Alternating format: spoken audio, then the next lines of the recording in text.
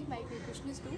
आज मैं आपको आपकी बॉडी में होने वाले चेंजेस, आपकी एज फैक्टर्स में जो भी चेंजेस आते हैं, हमें किस तरीके से ओवरकम करना होता है और हमें किस तरह की डाइट लेनी चाहिए उसके अंदर, ताकि आपका बॉडी मतलब आपका जो लाइफस्टाइल है वो एक अच्छा लाइफस्टाइल हो, किस तरीके से आप कर सकते हैं। तो आप लोग जो हो वो एडोलसेंस एज में हो, सब कोई 12 साल का है, कोई 13 साल का है, कोई 14 साल का है।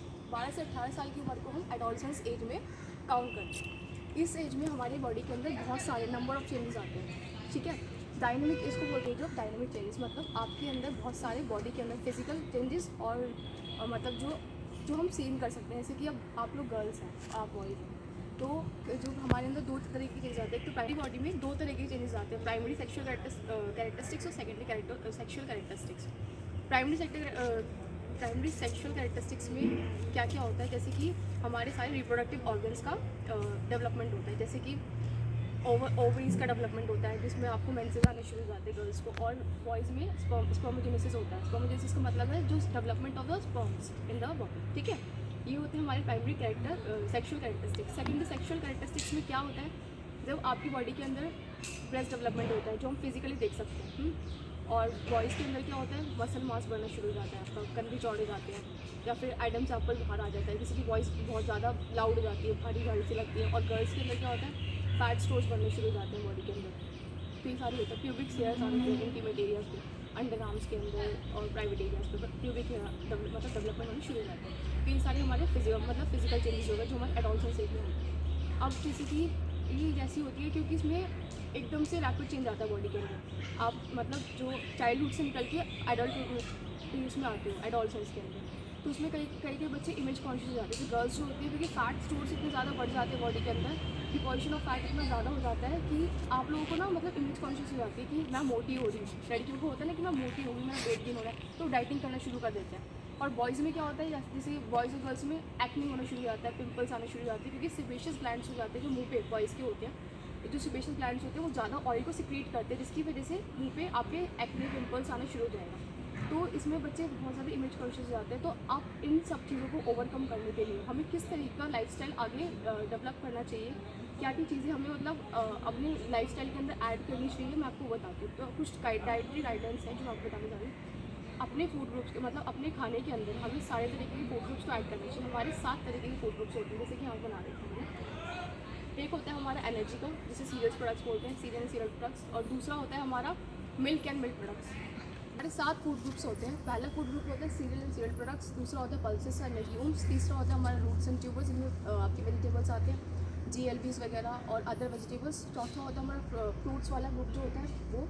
पाँचवा होता है हमारा मिल्क एंड मिल्क प्रोडक्ट। और छठा होता है हमारा फैट्स एंड ऑयल्स, जिसमें आपके नट्स एंड ऑयल सीड्स ये सब चीज़ें आती है। तो एक हमारा ऐसी डाइट इस तरीके से होना चाहिए जिसके अंदर सातों फूड ग्रुप्स आए, शुगर्स वगैरह सब ऐड करके, लेकिन इक्वल अमाउंट में। अगर जैसे मान लो आप लोग एनर्जी ज़्यादा लोगे, मतलब आपने सीरियल ज़्यादा खाने शुरू करें, और आपका जो लाइफस्टाइल है वो सेडेंट्री है, मतलब कि आप लोग जैसे आप लोग जो हो, आप स्कूल और कॉलेज और स्कूलिंग में हो जाते सारे बच्चे यहाँ पे, तो आप लोग एकेडमिक्स में ज़्यादा इन्वॉल्व रहते हो, मतलब कि ज़्यादातर आपका काम बैठ के ही होता है, स्कूल में भी बैठना ही होता है।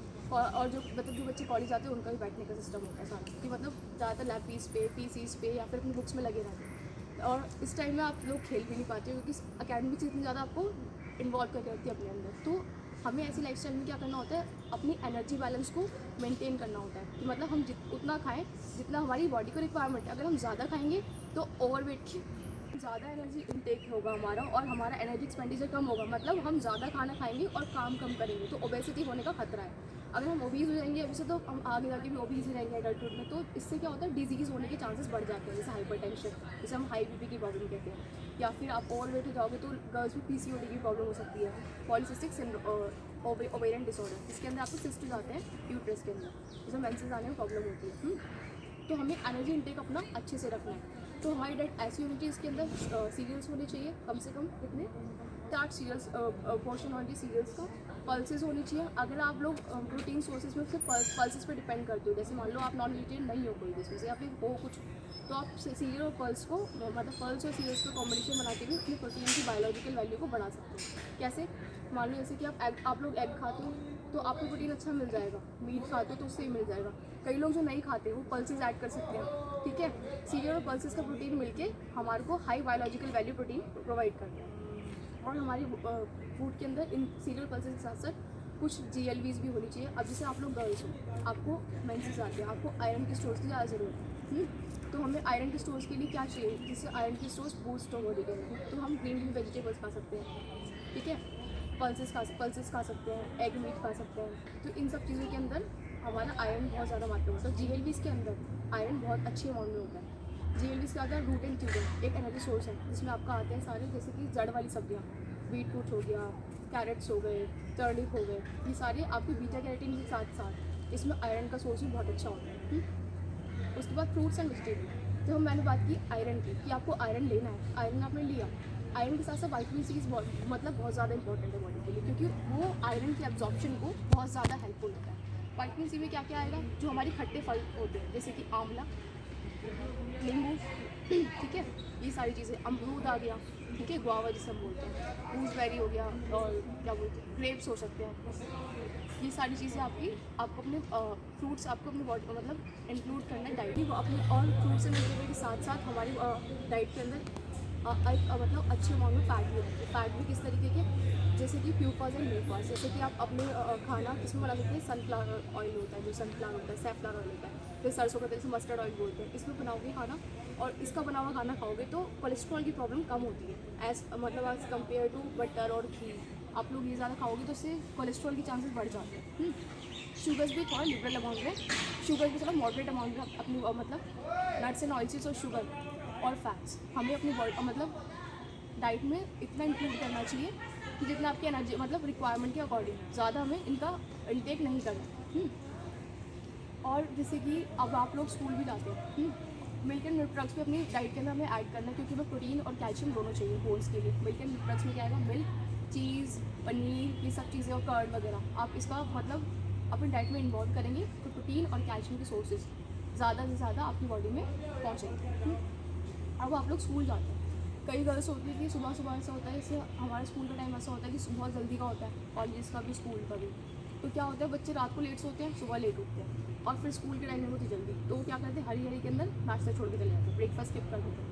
हमें ब्रेकफास्ट स्किप बिल्कुल नहीं करना है। क्यों? क्योंकि ब्रेकफास्ट एक ऐसा मील होता है, अगर हम उसको इनटेक नहीं करेंगे तो हमारा जो अटेंशन स्पैन होता है स्कूल में एकेडमिक्स में, कॉन्सेंट्रेशन लेवल होता है, वो बहुत कम हो जाता है, क्योंकि हम खाली पेट जाएंगे तो हमारा ध्यान नहीं लगेगा।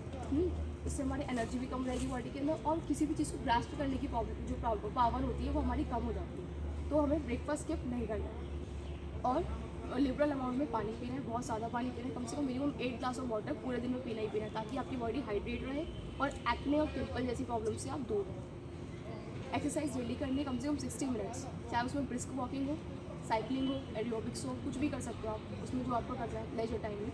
और इससे क्या होता है, आपकी बॉडी के अंदर जो मेटाबॉलिज्म का प्रोसेस होता है वो अच्छे से होता है, और डाइजेशन और अब्जॉर्प्शन में किसी भी न्यूट्रिएंट की प्रॉब्लम नहीं होती है, और आपकी बॉडी हेल्दी बॉडी रहती है। टी और कॉफ़ी बिल्कुल नहीं पीना होता है, क्योंकि उससे आयरन का अब्जॉर्प्शन में प्रॉब्लम होती है। किसी भी खाने को खाने के बाद इमीडिएटली टी और कॉफ़ी का इंटेक नहीं करना। ये सब चीज़ें आपको ध्यान रखनी है, और एक अच्छा डाइट लेंगे और साथ में एक्सरसाइज करेंगे तो इस एज में जो होने वाले फिजियोलॉजिकल वो चेंजेस होते हैं उससे आप ओवरकम करने में, या फिर थैंक यू।